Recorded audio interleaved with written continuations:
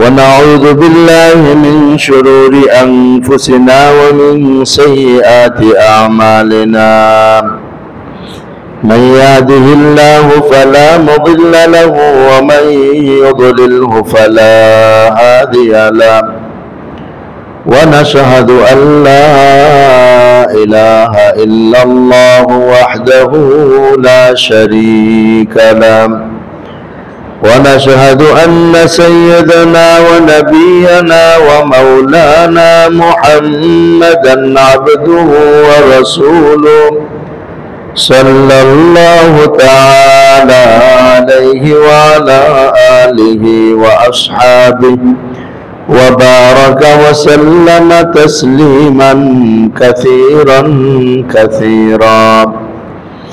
أما بعد فأعوذ بالله من الشيطان الرجيم. بسم الله الرحمن الرحيم.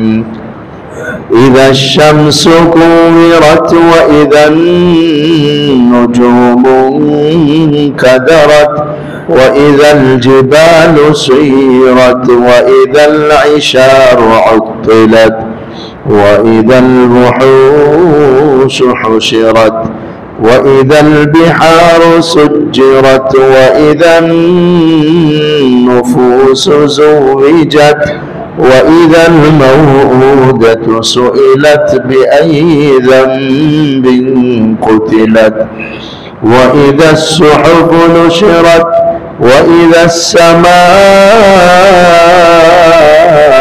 كشطت وإذا الجحيم سعرت وإذا الجنة أزلفت علمت نفس ما أحضرت. آمنت بالله صدق الله مولانا العظيم وصدق رسوله النبي الأمي الكريم ونحن على ذلك من الشاهدين والشاكرين والحمد لله رب العالمين. سبحانك لا علم لنا إلا ما علمتنا إنك أنت العليم الحكيم. اللهم صل على محمد وعلى آل محمد كما صليت على إبراهيم وعلى آل إبراهيم إنك حميد مجيد.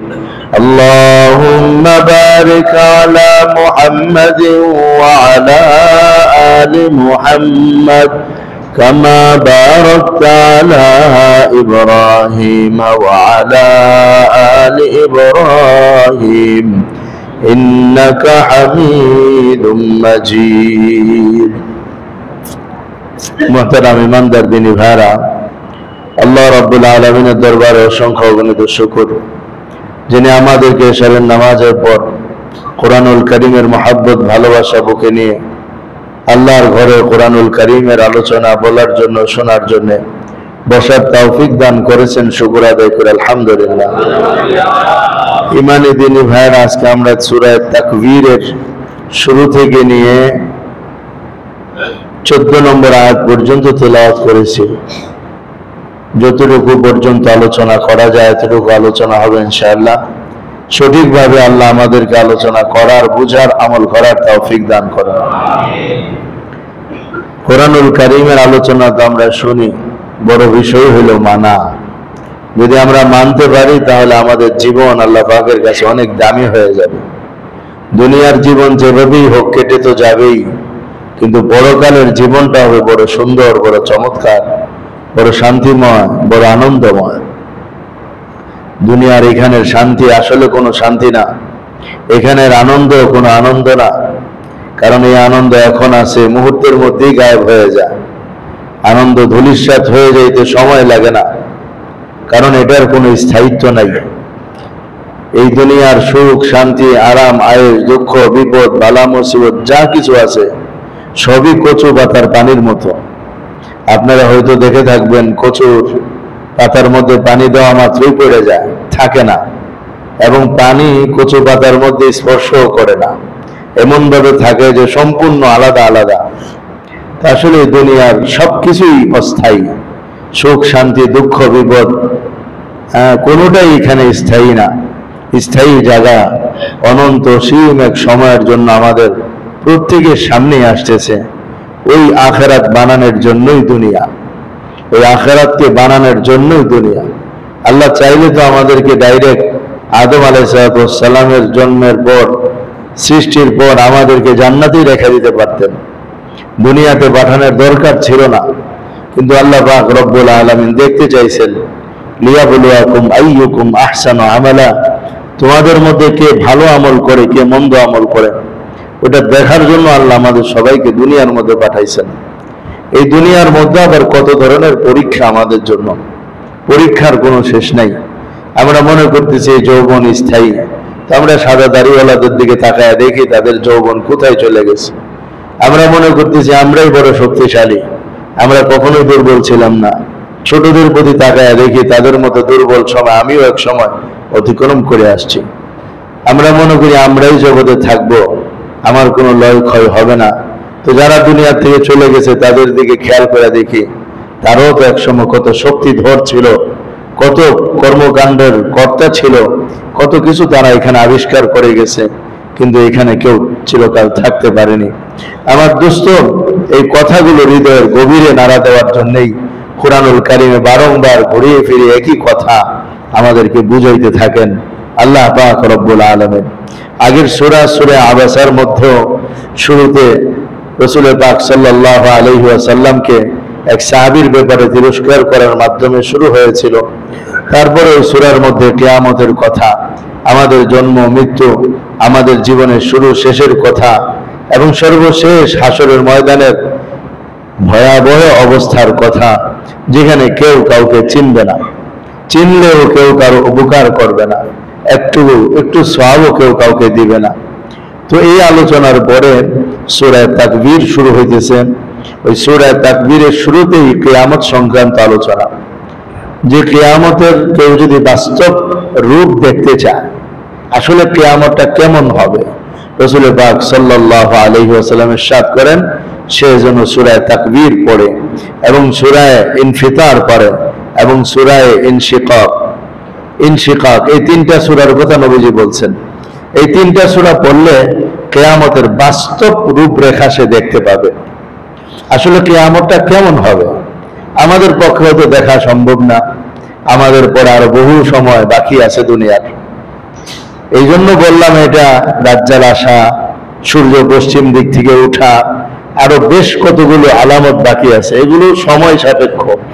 তবে কিয়ামত অনেক নিকটবর্তী, কিন্তু আর 5 বছরের মধ্যে যে হয়ে যাবে, 10 বছরের মধ্যে হয়ে যাবে, এমন কথা কেউ আমরা বলতে পারবো না। তো কিয়ামতটা কেমন হবে, কিয়ামতের বিভীষিকাময় পরিস্থিতি বিভিন্ন জায়গায় আল্লাহ তাআলা বিভিন্নভাবে বয়ান করছেন। আর এইখানে একটা দৃশ্য আল্লাহ তাআলা তুলে ধরছেন। 6টা জিনিসের কথা বলে আল্লাহ কিয়ামতের প্রথম অবস্থাটা আমাদেরকে দেখাইছেন, বুঝাইতে চান তোমরা যাকে সবচেয়ে বড় শক্তিশালী মনে করো, সূর্য, সেই সূর্যই প্রথম আয়াত আল্লাহ বলতেছেন ইদাস শামসু কুবরাত, সূর্য নিষ্প্রভ হয়ে যাবে, আলোহীন হয়ে যাবে। অথচ এই সূর্য সৌরজগতের সবকিছুর চালিকা শক্তি। বর্তমান বিজ্ঞানের গবেষণা, সূর্য হলো পুরা সৌরজগতের চালিকা শক্তি। বিজ্ঞানের থিওরি, সূর্য আপন জায়গায় ঘুরে। আগে বলতো সূর্য আপন জায়গায় স্থির, এখন বলে সূর্য আপন জায়গায় ঘুরে। কিন্তু আমরা কোরআনের থিওরিতে বলি সূর্য আপন জায়গা না, সূর্য অন্যান্য গ্রহ নক্ষত্রের মতো সেও তার কক্ষপথেই ঘুরতেছে। তো এই যে সূর্যটাকে কেন্দ্র করে পুরা সৌরজগৎ সাজানো হয়েছে, আল্লাহ তাআলা বলতেছেন তোমরা যেটাকে সবচেয়ে বড় মনে করো, এটাকে আমি আলোহীন বানায় দেব। কিয়ামতের যখন প্রথম সিংহা ফুৎকার হবে, তখন কিয়ামতের পরিস্থিতিটা কি আল্লাহ বলেন ইদাস শামসু কুবরাত, সূর্য নিষ্প্রভ হয়ে যাবে, আলোহীন হয়ে যাবে। তো বর্তমান বিজ্ঞান এটা সমর্থন করে, যেভাবে সূর্যের আলো হ্রাস পাচ্ছে, আর সূর্য আগের তুলনায় পৃথিবীর দিকে এগিয়ে আসছে। পত্রিকা থেকে আমি বলছি কথাটা, যে সূর্যের আলো হ্রাস পাচ্ছে, কমে যাচ্ছে, আর সূর্য আগের তুলনায় অনেকটা পৃথিবীর কাছাকাছি চলে আসতেছে। এতে তাদের দুইটা আশঙ্কা। একটা আশঙ্কা হলো কখনো সূর্য আলোহীন হয়ে যাওয়ার প্রবল সম্ভাবনা আছে, আর দ্বিতীয় আশঙ্কা হলো সূর্য কখনো পৃথিবীর সাথে ঘর্ষণ হওয়ার, লেগে যাওয়ারও প্রবল সম্ভাবনা আছে। এটা আমি পত্রিকায় পড়ছি, বিজ্ঞানের একটা থিওরি, তাদের গবেষণা থেকে তারা এটা জানাইছেন। এবং এই দুইটা কথা এখানে মিলে যায়, দুইটা কথা এখানে মিলে যায়। কারণ কোরআন বলতেছে ইযা শামসু কুবিরাত, যখন সূর্য নিষ্প্রভ আলোহীন হয়ে যাবে।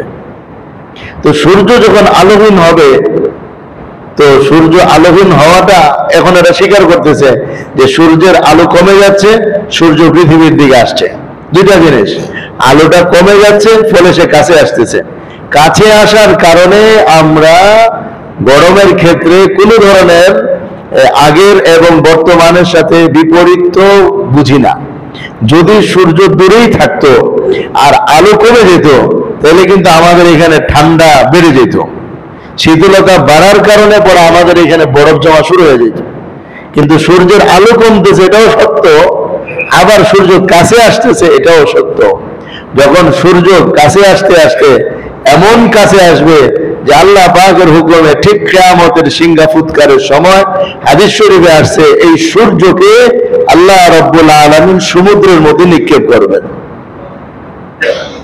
তাহলে বিজ্ঞান যে বলছে সূর্য আলোহীন হচ্ছে এবং কাছে আসছে, দুটোই তো মিলে গেল।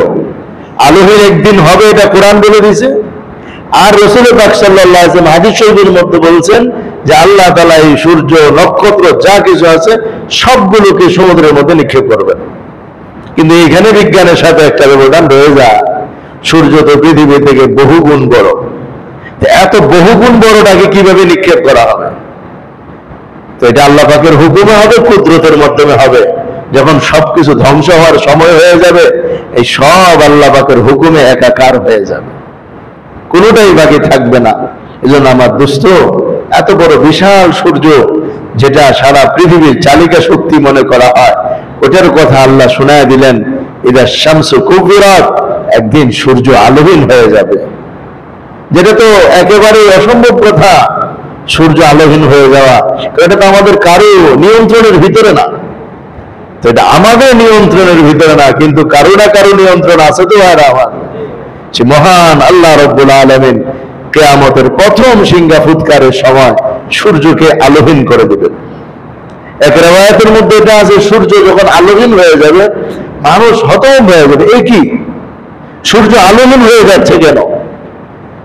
এরপরেই তার পরবর্তী নিদর্শন প্রকাশ পাবে, ওয়াইদান নুজুমুন কাদারাত, এবং তারকারাজিগুলো আকাশ থেকে খসে খসে পড়তে থাকবে। ইনকাদারাত অর্থ হলো ছিটকে পড়া।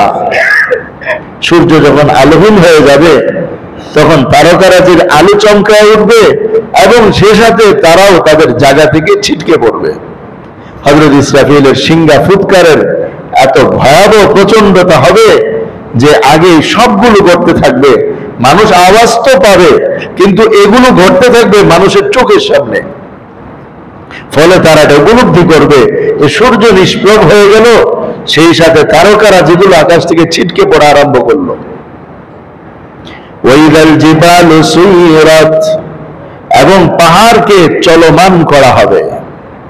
ওই আওয়াজের প্রভাবে পাহাড় নিজ জায়গায় স্থির থাকতে পারবে না। আজ তো পাহাড় কতটা শক্তিশালী, কতটা মজবুত, আপন জায়গায় কতটা অটুট, যে পাহাড়কে আল্লাহ বানিয়েছিলেন এই পৃথিবীটাকে স্থির রাখার জন্য। সেই স্থির রাখা পাহাড়গুলো, পর্বতগুলো সেদিন নিজ জায়গা থেকে আওয়াজের প্রচন্ডতা, ভূমির কম্পনের কারণে আপন জায়গাতে ছুটতে আরম্ভ করবে।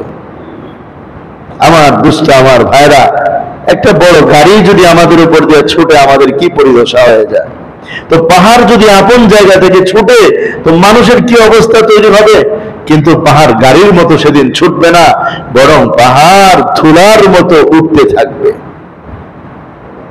প্রথমে তো বালুকণার মতো পাহাড়গুলো, চোখের পলকে বালুর মতো পাহাড়গুলো গলে যাবে।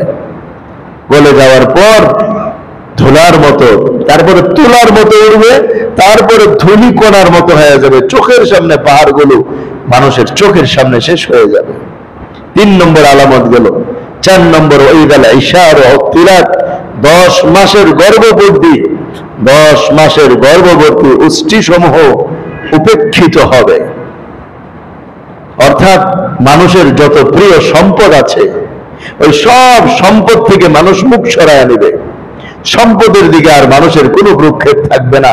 অথচ এই সম্পদের জন্য আজকে কতই না কাড়াকাড়ি, কতই না রক্ত ঝরানো, কতই না ঝগড়াঝাটি, আর কতই না মারামারি। এক সম্পদ, হুকুমত, পদ আর মর্যাদার জন্যই সবকিছু। কিন্তু সেদিন ওই বেলা ইশার উত্তিলাত, বরং 10 মাসের গর্ভবতী উষ্টি উপেক্ষিত হবে। এখন কথা হলো এটা কেন বলছে? তাফসীরে মারিফুল কোরআনে আল্লামা মুফতি শফিউর রহমাতুল্লাহ আলাইহি সহ অন্যান্য মুফাসসিরিনরা উল্লেখ করেন, উষ্টি যখন 10 মাস পুরা হয়ে যাওয়ার কাছাকাছি হয় তখন আরবের মানুষের কাছে সেটাই সবচেয়ে বড় সম্পদে পরিণত হয়। ফলে তার যথাযথ সম্মান, যথাযথ যত্ন করতে আরম্ভ করে। কারণ এটা একটা বাচ্চা দিবে, তার থেকে তারা দুধ পাবে। এটা বাচ্চা দিবে, তার থেকে তারা দুধ পাবে। দুটো জিনিস হবে, একটা বাচ্চা পাবে আবার দুধও পাবে। এই জন্য এটা যথাযথ যত্ন করা হয় তখন। কিন্তু মহোদয়ান দোস্ত, যখন সিংহা ফুৎকার শুরু হয়ে যাবে এবং এই বিভীষিকাময় অবস্থা সামনে আসবে, তখন ওই সবচেয়ে প্রিয় সম্পদ মানুষের কাছে উপেক্ষিত হবে। এটা তো আরবকে বোঝানোর জন্য বলছে, কিন্তু আমাদেরও যে পছন্দের সম্পদ আর যা কিছু আছে ওগুলোর দিকে আর কারো কোনো ভ্রুক্ষেপ থাকবে না। ওয়াইদাল বুহুশু হুশিরাত, যখন এই কাজগুলো হইতে থাকবে তখন জঙ্গলি জানোয়ারগুলো সব মানুষের কাছে চলে আসবে। জঙ্গলে আর কেউ থাকবে না। আওয়াজের প্রচন্ডতা ক্রমান্বয়ে বাড়তে থাকবে, ভূমি কাঁপতে থাকবে, তারকারাজি ছুটে পড়ে যাবে, সূর্য নিষ্প্রভ হয়ে যাবে। এই সব কিছু যখন হতে থাকবে, জঙ্গলের প্রাণীগুলো সব ভয়ে মানুষের কাছে চলে আসবে। যে মানুষ তাদের শত্রু ছিল আর তারাও মানুষের শত্রু ছিল, কেউ কাউকে সহ্য করত না। কিন্তু এই মহা বিপদের সময় সবার শত্রুতা ভুলে জীবন বাঁচানোর জন্য সব জঙ্গল থেকে মানুষের কাছে চলে আসবে। এটা বন্য প্রাণীদের একটা স্বভাব। যেমন বর্ষার পানি যদি অনেক বেশি হয়ে যায়, সাপের জন্য জায়গার কোনো আশ্রয় না থাকে, তখন সাপও মানুষকে আর কামড়ায় না, ঘরের মধ্যে এসে চুপ করে বসে থাকে। মানুষ মানুষের জায়গায়, সাপ সাপের জায়গায়। কেন? বাইরে বিপদ চলতেছে, এখন কেউ কারো উপরে হামলা করার সুযোগ নাই। এটা জানোয়ার বুঝলে মানুষ বুঝে না। মানুষ মনে করে এখনই তো সুযোগ, কিন্তু জানোয়ার বুঝে যে না, এটা কোনো সুযোগ না, এখন কিছু করতে যাওয়া নিজের কাপুরুষতার প্রমাণ। আমার দুষ্ট, আমার ইমানদার দিনী ভাইরা, সব প্রাণীগুলো ভয়ে মানুষের কাছে ছুটে আসবে। যখন মানুষ একত্রিত হয়ে যাবে তখন জিনরাও মানুষের কাছে একসাথে হয়ে যাবে। তখন মানুষ কিং কর্তব্য বিমূঢ় এদিক সেদিক দেখতে থাকবে আর হায় হায় আফসোস করতে থাকবে, এখন কি হবে, এখন কি করব। ওই সময় জিনেরা মানুষদেরকে বলবে, আমরা দেখে আসি আসলে সাগরের কি অবস্থা।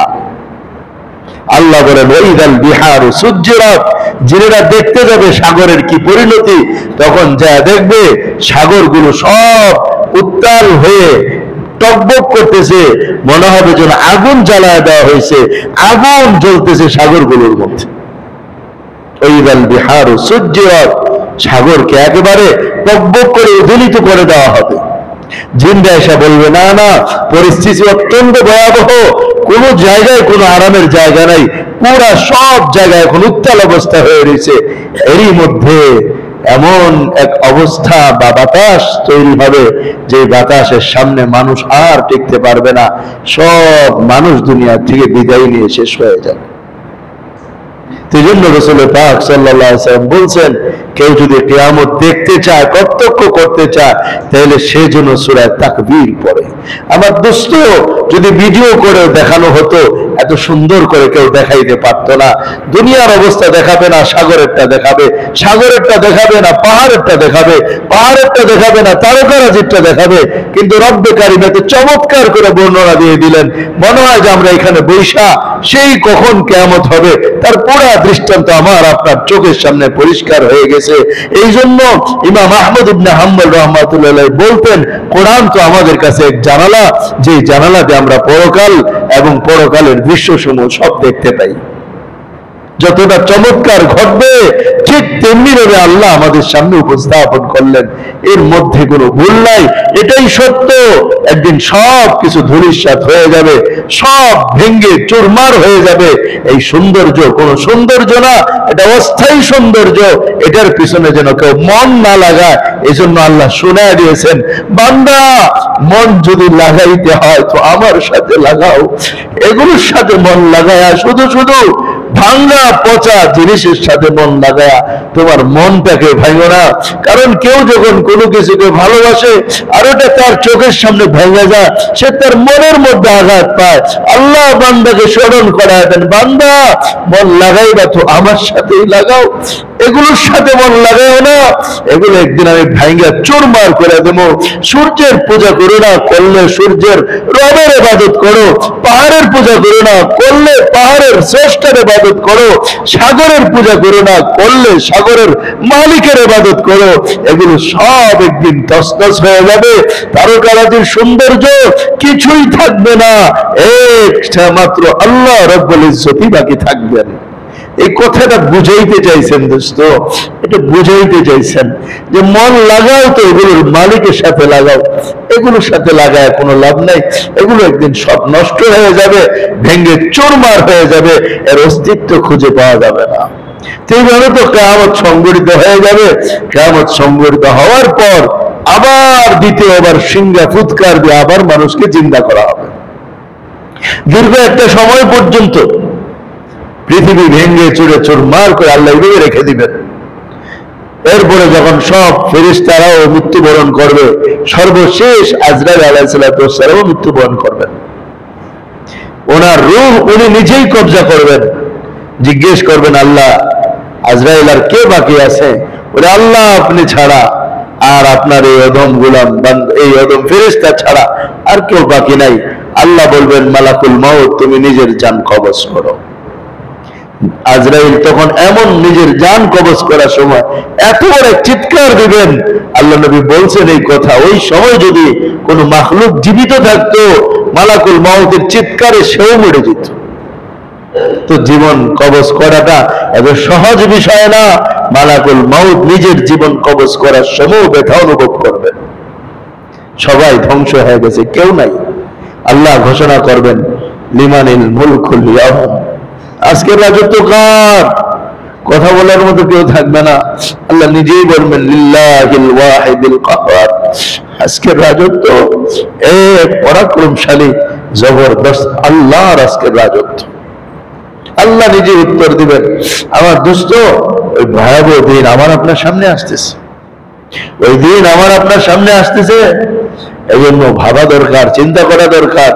দ্বিতীয়বার যখন সিদ্ধা আবার আল্লাহ পাকের হুকুম হবে, আল্লাহ আবার ফেরেশতাদেরকে সৃষ্টি করবেন, সিংহা ফুৎকারের আদেশ দিবেন। সিংহা ফুৎকার হওয়ার পর হাসরের ময়দানে সব হাজির হবে। এরপরে আল্লাহ বলেন, ওয়াইদান নুফুসু যুবিজাত, সমস্ত মানুষদেরকে তার সমজাতীয় মানুষের সাথে একত্রিত করা হবে। ভালোদেরকে ভালোর সাথে, মন্দদেরকে মন্দর সাথে, নামাজিদেরকে নামাজির সাথে, বেনামাজিদেরকে বেনামাজির সাথে, চোরদেরকে চোরের সাথে, ডাকাতকে ডাকাতের সাথে, জিনা ব্যভিচারকারীদেরকে জিনা ব্যভিচারকারীদের সাথে। যত ধরনের মানুষ ছিল আদম থেকে নিয়ে সর্বশেষ নবী পর্যন্ত, কিয়ামত পর্যন্ত যত মানুষ দুনিয়ার মধ্যে আসছে, ভালোদেরকে ভালো জায়গায়, মন্দদেরকে একত্র করবেন এবং প্রত্যেক শ্রেণী বিন্যাস করে আল্লাহ পাক করবেন। এর আগে আল্লাহ আদেশ জারি করবেন, ওয়ান্তাজুল ইয়াউমা আইয়ুহাল মুজরিমুন, অপরাধীরা আলাদা হয়ে যাও। সহজ ঘোষণা হবে না দোস্ত, আজকেও যদি এখানে ঘোষণা করা হয় যে আজকে যারা যারা চোখের দ্বারা জিনা করছে, চোখ করোনারের দিকে দিয়েছে, তারা সব আলাদা হয়ে যাক, ওদেরকে আজকে মাইর দেওয়া হবে, কতটা ভয় লাগবে নিজের কাছে, কতটা লজ্জা লাগবে নিজের কাছে। আমার দোস্ত, সেদিন তো আলাদা না হয়ে কোন উপায় থাকবে না। সেদিন শুধু ঘোষণা যে আলাদা হয়ে যায় তা না, বরং ফেরেশতারা এসে দ্বারা আলাদা করে দিবে। মানুষ সেদিন আলাদা হয়েই যাবে। ভালোরা ভালোদের সাথে, মন্দরা মন্দদের সাথে। সেটা ওয়াকিয়ার মধ্যে গেছে 3 ভাগে মানুষকে বিশেষভাবে 3টা শ্রেণীতে ভাগ করা হবে। এক হবে ওয়াস-সাবিকুনাল আউয়ালুন, যারা সর্বাগ্রে আগে চলে গেছে, খুব ভালো মানুষ তারা।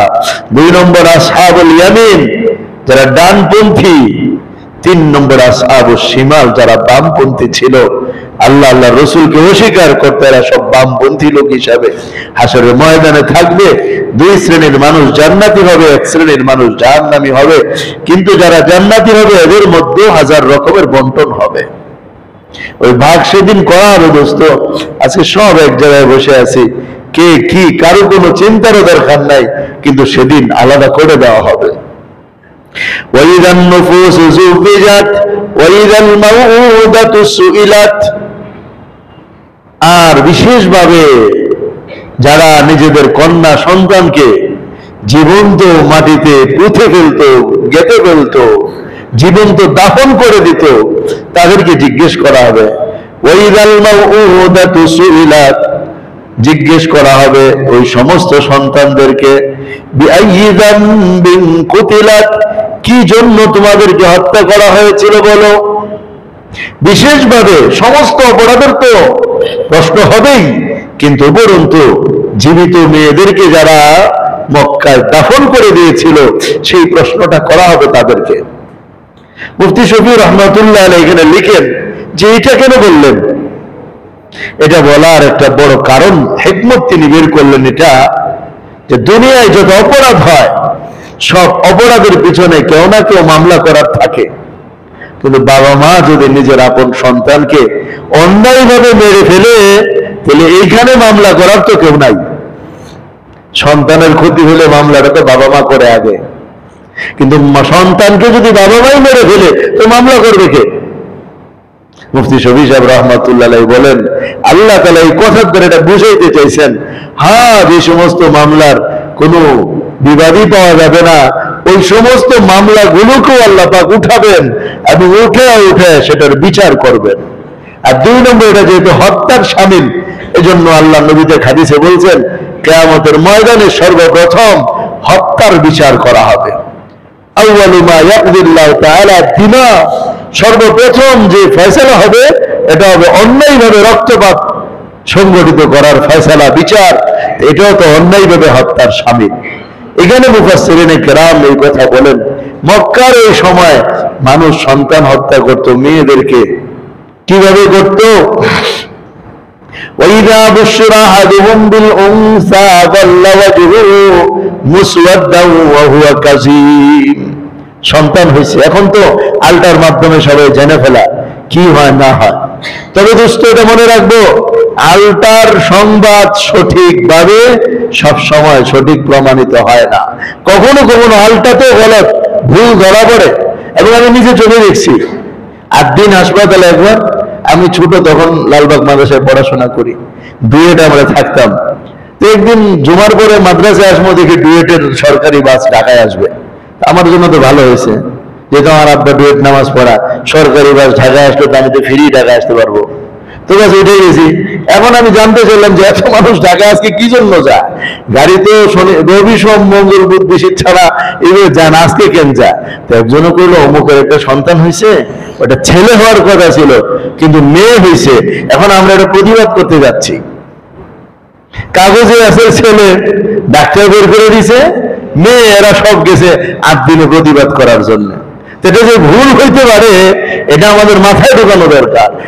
একমাত্র আল্লাহ ছাড়া কেউ সঠিক বলতে পারে না মায়ের গর্ভে কি আছে। এই আলটাতেও ভুল হইতে পারে, কিন্তু আজকে আমাদের ইমান আলট্রাসাউন্ড গ্রামের উপরে চলে গেছে। এটা আমাদের ইমান চলে গেছে। আল্লাহ আমাদের মাফ করে দেন, বুঝার তৌফিক দান করেন। তো মক্কা মুকাররমায় যখন কারো মেয়ে সন্তান হতো তখন সে চিন্তা করতে, হায় আমার মেয়ে সন্তান হয়েছে, আমি মানুষের কাছে মুখ দেখাবো কিভাবে। এটা একটা লজ্জাজনক কাজ মনে করতো, মেয়ে হইল কেন। মক্কার মধ্যে একটা সময় পর্যন্ত এই প্রথাটা ছিল না। রবিয়া নামের এক লোক এই প্রথাটা সর্বপ্রথম চালু করে। এই লোক মানুষকে বোঝায়, আরে মেয়েরা হচ্ছে আল্লাহর কন্যা, ফেরেশতারা সব মেয়ে, সুতরাং জমিনে যত মেয়ে আছে এগুলো সব আল্লাহর। তাহলে আল্লাহর সন্তানকে আমাদের কাছে রেখে তো লাভ নাই, হওয়া মাত্রই মাটির নিচে দিয়ে দিবে ও আল্লাহর কাছে চলে যাবে। এই যে একটা থিওরি, একটা মেজাজ মানুষের ভিতরে দিয়েছে প্রবেশ করা, বাস এইটাই মানুষের ভিতরে হইতে আরম্ভ করলো। যারই মেয়ে হয় সেই লজ্জা পায়, যদি শুনে তোমার মেয়ে হয়েছে সে মানুষকে মুখ দেখায় না। আল্লাহ পাক এটাকে কত চমৎকার বলছেন, ওইদা বুশিরা আহাদুহুম বিল উনসা, যখন কাউকে সুসংবাদ দেওয়া হয় মেয়ের ব্যাপারে, মানে মেয়ে জন্ম হয় এটা সুসংবাদ, এটা ভালো লক্ষণ। কিন্তু মক্কার কাফেররা এটাকে খারাপ লক্ষণ বানাইছে। এরপরে তারা এটাকে নিয়ে কিভাবে মেরে ফেলতো আমার দোস্ত, গর্ত করতো জঙ্গলের ভিতরে, অথবা সেই এখনো দেখা যায় কাবা শরীফ গেলে গাড়িওয়ালাকে বললে দেখা দিবে যে কোন জায়গায় মেয়েদেরকে জীবন্ত মেরে ফেলতো, নিয়ে দেখায় দাও। তো প্রাইভেট কার ওরা ঘুরায় নিয়ে দেখাবে। আমিও দেখে আসছি একটা গাছ আছে ওই জায়গার মধ্যে, ছোট গাছ, উপরে দিয়ে রাস্তা গেছে, সাইডেই দেখা যায়, এরা দেখা যায় এই জায়গার মধ্যে খুব কাছে মক্কা শরীফের, হারামের সীমার প্রায় কাছাকাছি জায়গার মধ্যে চলে আসছে। এখন এইখানে আইনা এরা দাফন করে দেয়। কিভাবে? প্রথমে একটা গর্ত খনন করত, মেয়েটাকে নিয়ে বলতো দেখো তো আমার ভিতরে কি আছে। মেয়েটা দেখতে যেত, পেছন দিয়ে ধাক্কা দিয়া মাটি দিয়ে শেষ করে দিত। এক সাহাবী ইসলাম গ্রহণ করছেন। সাহাবী এসে বললেন, ইয়া রাসূলুল্লাহ, আমার একটা সুন্দর মেয়ে ছিল, আমার বিবি অনেক লুকায় লুকায় আমার থেকে রাখছে, মেয়েটাকে অনেক বড় করছে, বেশ কথা বলতে পারে, আব্বু আব্বু বলতে পারে, আম্মু আম্মু বলতে পারে, আমাদেরকে ধরে চুমু দিতে পারে, এমন একটা বয়স আসলো, কিন্তু আমার ভিতরে তখনও জিদ কমলো না। আমি একদিন বিবিকে বললাম যে ওকে সাজায় দাও, নিয়ে যাবো বেড়াইতে। বিবি অনেকটা জোর করেই দিতে চায়নি, তাও দিল, কিন্তু আমার ভিতরে তো চিন্তা আমি ওকে মেরে ফেলবো। ইয়া রাসূলুল্লাহ, বিশ্বাস করেন আমি নিয়ে গেলাম, আমি নিয়ে যখন মাটি খনন করতে আরম্ভ করলাম, ধুলাবালি যখন আমার শরীরে এসে লাগতো, মেয়েটা এসে আমার এই ধুলাগুলো পরিষ্কার করে দিত, আর বলতো আব্বা আপনি তো কষ্ট করতেছেন, এই সেই অনেক কথা বলতে আরম্ভ করলো, সুন্দর সুন্দর কথা বলতো, একটু পরে পরে এসে আমাকে জড়ায় ধরে আমাকে চুমু খাইতো। ইয়া রাসূলুল্লাহ, তখন আমার মনটা শান্তি হয় নাই, চিন্তা পরিবর্তন হয় নাই যে আমি তাকে রাইখা দেই। আমার পাষাণ্ড হৃদয় তখনও তাকে হত্যা করার জন্য একইভাবে অগ্রসর হইতে লাগলো। যখন গর্ত খনন করলাম, মেয়েটাকে কাছে নিয়ে আমি ধাক্কা মেরে ফেলে দিলাম, তো মেয়েটা চিৎকার দেয়া বলে, আব্বা তুমি আমাকে ছেড়ে দাও, কোনোদিন আমি আব্বা বলে তোমাকে পরিচয় দিব না, আমার চেহারা আর আমি কোনোদিন তোমাকে দেখাবো না, তুমি আমাকে ছেড়ে দাও। ইয়া রাসূলুল্লাহ, তখন আমার মায়া লাগে নাই, আমি শেষমেশ মেয়েটাকে মেরেই ফেললাম। এখন আমার দিলের ভিতরে সেই মেয়ের আওয়াজ আমি যেন এখনো শুনতে পাই, সে আব্বা বলে আমাকে ডাকছে।